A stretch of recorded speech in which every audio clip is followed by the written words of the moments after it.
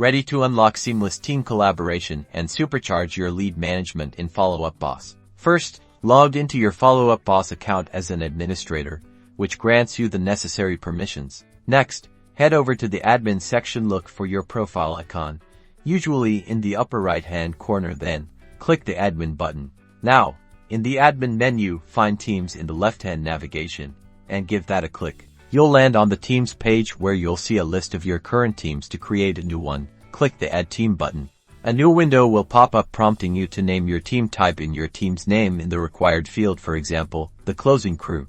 Next, assign a team leader using the Team Leader drop-down. Choose the individual who will manage and oversee the team's activities. Now it's time to add your team members. Click the Add Users field and select each member you want to include in your team. Finally, review the team settings here. You can configure permissions, set lead distribution preferences, and customize how leads are assigned within the team. Carefully tailor these settings to your specific needs and workflow. Once you're satisfied with all the configurations, click the Save button, and boom, your new team is ready to rock.